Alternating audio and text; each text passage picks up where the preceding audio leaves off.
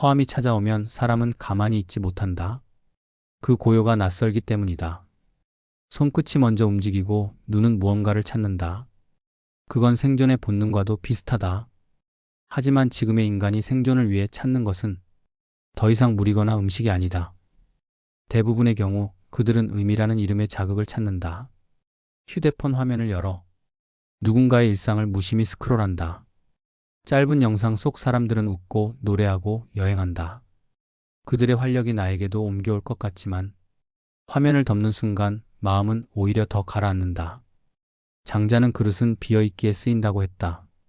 그릇의 쓸모는 비어있음에 있고 비어있기에 무엇이든 담을 수 있다. 그러나 우리는 마음에 비어있음이 쓸모없다고 느낄 때가 많다. 그 때문에 허함은 결핍으로 오해되고 그 오해는 다시 허함을 키운다. 법정 스님은 말했다. 비움은 잃는 것이 아니라 얻기 위한 준비다. 그런데 사람들은 준비보다는 체험에 익숙하다. 그래서 허할 때마다 무엇을 채워야 한다고 생각한다. 그 체험이 공부일 수도, 관계일 수도, 소비일 수도 있다. 새로운 물건을 사면 잠시 마음이 안정된다. 하지만 택배 상자를 열고 그 안에 물건을 꺼내놓은 뒤 다시 찾아오는 공허감은 어쩐지 더 깊다. 허함은 결코 무언가를 손에 쥘으로 사라지지 않는다. 그저 잠시 가려질 뿐이다. 지하철에서 이런 장면을 보았다. 모두가 스마트폰 화면을 내려다보며 자신만의 허함을 안고 있었다. 누군가는 쇼핑몰의 할인 배너를 보고 누군가는 짧은 영상을 재생하며 웃었다. 그리고 누군가는 친구의 게시물에 좋아요를 눌렀다. 그 순간 각자의 마음은 잠시 채워졌을 것이다. 그러나 다음 역에 도착하자 모두가 동시에 화면을 새로 고쳤다. 허함은 그렇게 늘 다시 시작된다. 노자는 말했다. 가득 채우려 하면 넘친다. 마음의 그릇도 그렇다. 가득 채우려 하면 넘쳐서 흘러내리고 그 흘러내린 것이 다시 허함이 된다.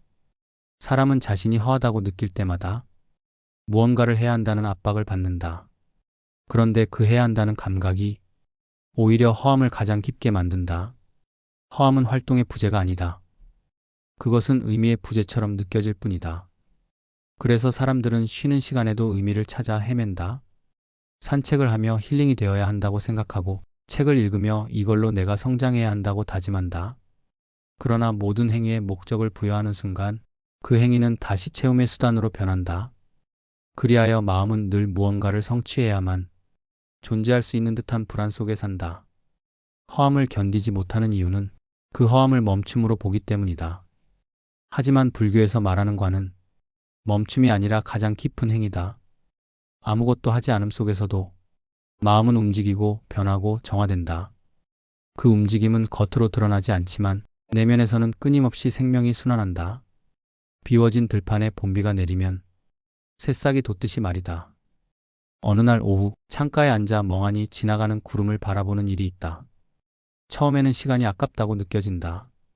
하지만 얼마 지나지 않아 그 허무한 시간이 오히려 자신을 가볍게 만든다. 허함을 견디면 허함이 마음을 닦는다.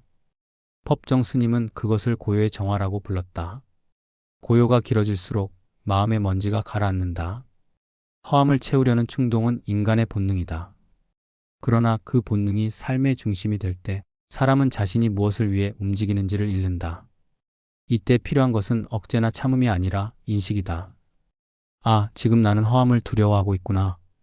그것을 알아차리는 순간 마음은 이미 절반쯤 고요해진다. 허함은 비극이 아니다. 그것은 생의 호흡이며 삶이 스스로를 다시 비워내는 조정의 순간이다. 허함이 찾아올 때 그것을 적으로 대하지 말라. 그 허함 속에는 아직 아무 이름도 붙지 않은 새로움이 있다. 그러니 허함을 이겨내려 하지 말고 그저 그것과 함께 숨 쉬어야 한다. 삶에서 완전히 허하지 않은 순간은 없고 허하지 않은 사람도 없다. 허함은 사라져야 할 대상이 아니라 살아있는 마음의 한 형태이기 때문이다. 법정 스님은 마음이 고요하지 못한 까닭은 자꾸 무엇이 되어야 한다는 생각 때문이라 했다. 그 말의 뜻은 되어야 함을 내려놓는 연습이 곧 고요의 시작이라는 의미다. 허함이 찾아올 때 가장 먼저 해야 할 일은 그 허함을 무효화하려는 시도를 멈추는 것이다. 음악을 틀고 대화를 만들고 무언가를 검색하기 전에 그저 잠시 멈춰 앉아 허함이 어떤 모양인지 느껴보는 것. 그게 첫 번째 수행이다. 허암이 엄습할 때 사람은 즉시 움직이려 한다. 그러나 수행의 시작은 멈춤이다. 가장 간단한 방법은 눈앞의 행동을 멈추고 5번의 호흡을 세는 일이다. 그 짧은 시간 동안 생각이 흘러가는 방향을 억지로 바꾸려 하지 말고 그저 이게 허암이구나 하고 알아차리면 된다. 불교의 사띠, 즉 알아차림의 명상은 그 허암을 채우는 대신 지켜보는 훈련이다. 허암을 지켜보면 처음에는 불안이 일어난다. 하지만 그 불안조차 허암을 견디지 못하는 마음의 반응임을 알게 된다. 그러면 불안은 조금씩 수그러든다. 허암이 나를 위협하던 존재에서 그저 지나가는 구름으로 변한다. 허암은 대부분 머리에서 일어난다. 생각이 자기 안에서 돌고 돌며 실제 현실의 감각과 멀어질 때 생긴다.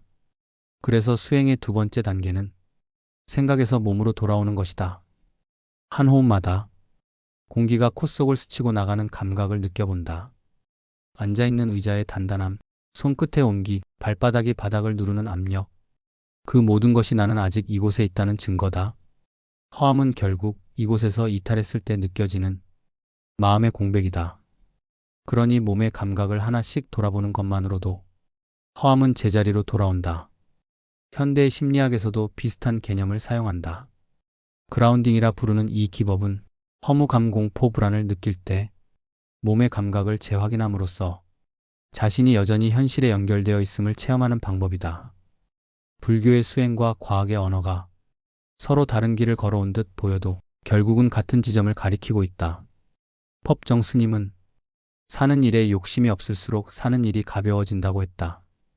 허암을 견디는 법은 결국 욕심을 줄이는 일과 맞닿아 있다.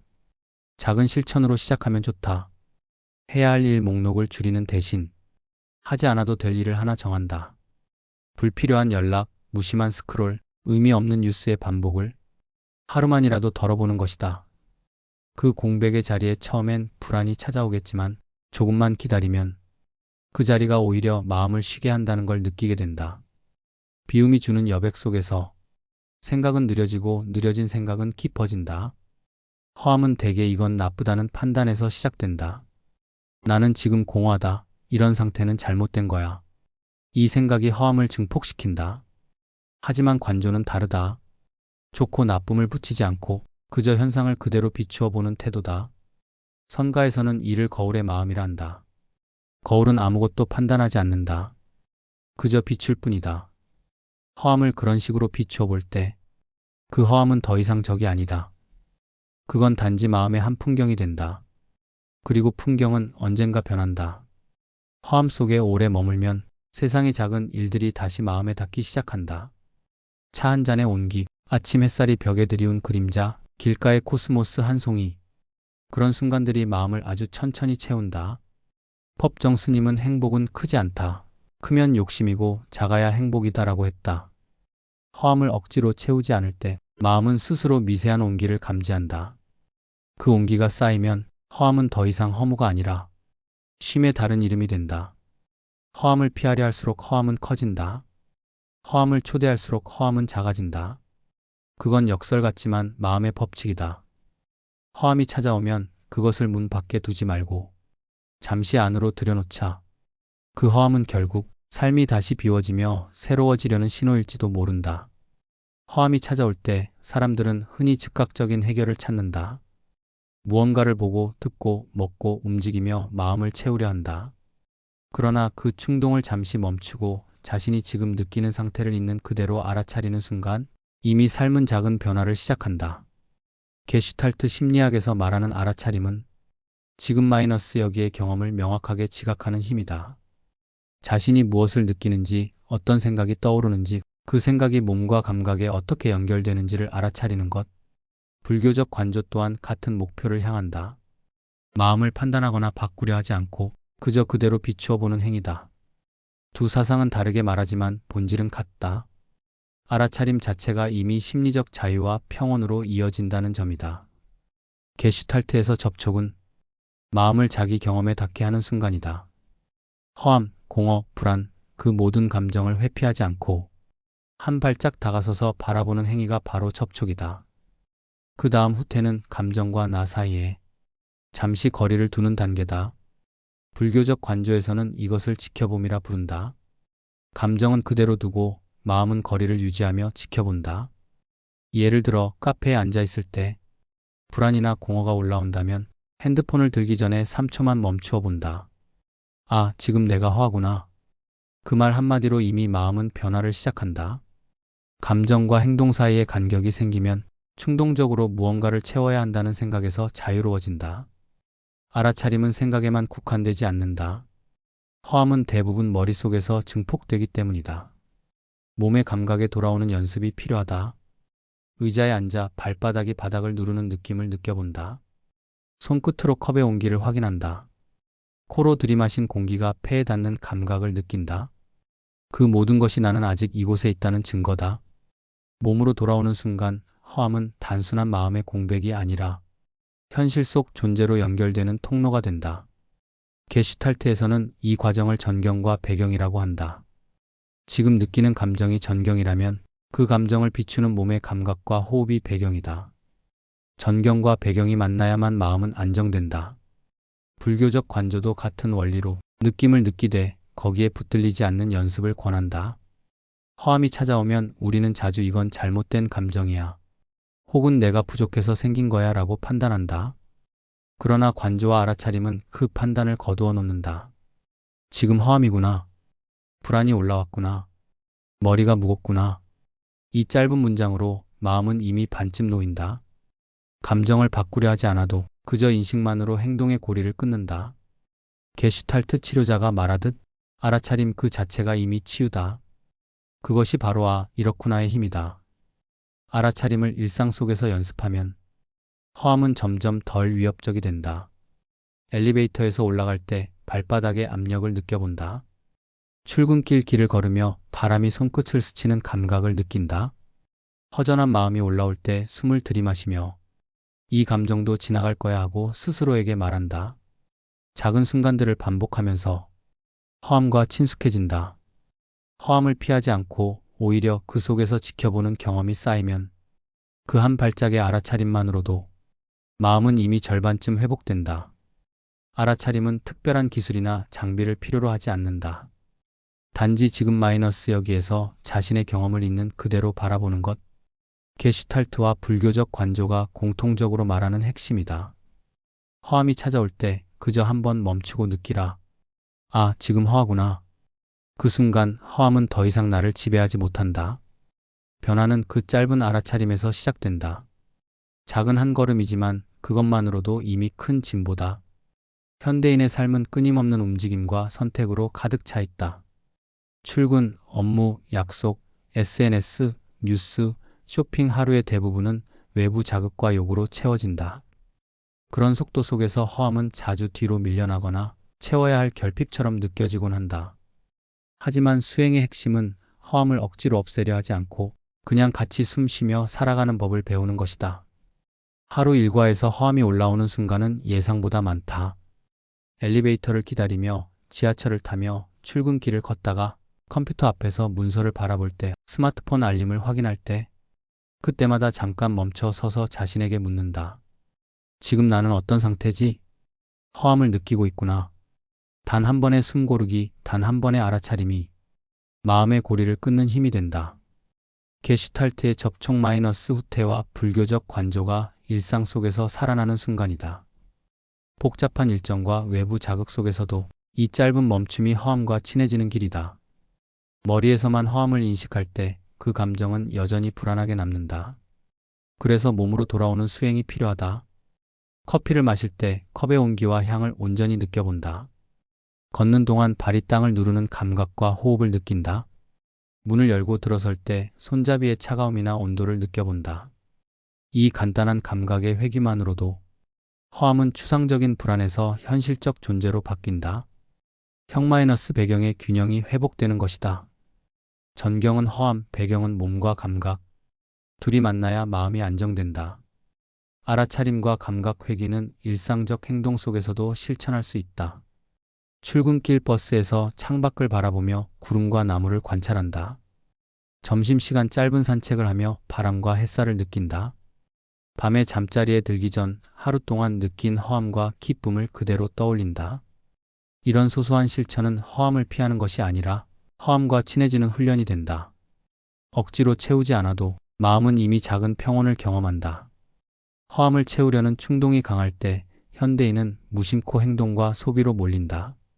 하지만 수행적 접근은 억지 체험보다 함께 숨쉬는 법을 권한다.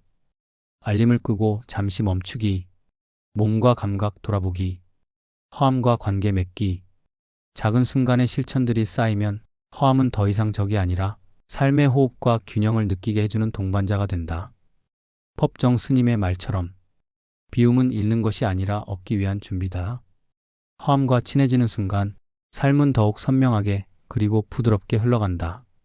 살면서 마음이 허해지는 순간은 누구에게나 찾아온다. 그 허함은 특별한 것이 아니며 잘못된 감정도 아니다. 오히려 그것은 삶의 자연스러운 한 부분이며 우리가 존재한다는 증거이자 변화와 성장을 위한 신호다. 허함 앞에서 우리는 흔히 무언가를 채우려 달려간다. 좋다는 것, 인기 있는 것, 다른 사람이 하는 것들을 따라하며 마음의 공백을 급히 메우려 한다. 하지만 억지로 채우는 것은 잠시 위안을 줄 수 있을 뿐 허함 자체를 이해하거나 마음을 진정시키는 근본적인 방법은 아니다. 이 글에서 이야기한 핵심은 단순하다. 허함을 억지로 없애려 하지 말고 있는 그대로 알아차리며 살아가는 것. 멈춤, 몸의 감각, 판단하지 않고 바라보기, 소소한 일상 속 실천, 관계 속 관조. 그 모든 과정이 허함을 적이 아니라 동반자로 만드는 수행이다. 게슈탈트 심리학에서는 이를 접촉과 후퇴로 설명한다.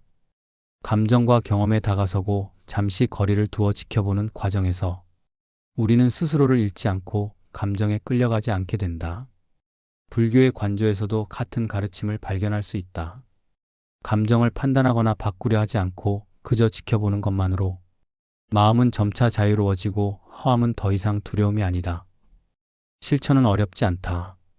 출근길 잠시 멈춰 호흡을 느껴보거나 손끝의 온기와 발바닥의 감각에 집중하거나 친구나 가족과 허함을 솔직하게 나누는 것만으로도 충분하다. 작은 순간의 알아차림이 쌓이면 허함은 우리를 억누르는 공허가 아니라 삶의 호흡과 균형을 느끼게 하는 동반자가 된다. 허함을 피하지 않고 억지로 채우지 않고 있는 그대로 바라보는 순간 비로소 우리는 자신과 친해지고 삶의 작은 순간들 속에서 평온과 기쁨을 발견할 수 있다. 법정 스님의 말처럼 비움은 잃는 것이 아니라 얻기 위한 준비이며 멈춤과 알아차림 속에서 삶은 조금씩 부드럽고 선명하게 흐른다. 이 글을 읽는 당신에게 전하고 싶은 한 가지는 단순하다. 허함은 적이 아니다. 함께 숨쉬며 있는 그대로 바라보라. 그 순간 삶은 이미 조금 더 살아갈 힘을 주고 있다. 허함이 찾아올 때 마음은 불안해진다. 자신의 위치를 알 수 없고 무엇으로 그 공백을 메워야 할지 막막하기 때문이다. 그러나 불안은 존재의 부패가 아니라 아직 살아있다는 증거다. 장자는 큰 바람은 고요할 때 들리지 않는다고 했다. 바람은 움직일 때야 비로소 그 존재를 드러낸다. 불안은 바로 그 움직임이다. 마음이 스스로의 중심을 다시 찾으려는 미세한 떨림, 허함을 채우려는 욕망은 자연스러운 일이다. 인간은 본래 채움으로 안정을 얻는 존재이기 때문이다. 그러나 노자는 가득 채우려 하면 넘친다고 했다. 마음을 채우려는 조급함은 결국 다시 허함을 불러온다. 그것은 물잔을 끝까지 채우면 오히려 한 방울의 여유조차 남지 않는 이치와 같다. 허함은 고장난 상태가 아니다. 그것은 마음이 다음 형태로 옮겨가기 전에 거치는 짧은 정지의 구간이다. 그 고요함 속에서 마음은 자신을 조정하고 삶은 다시 방향을 잡는다. 허함은 단절이 아니라 이행의 징후다.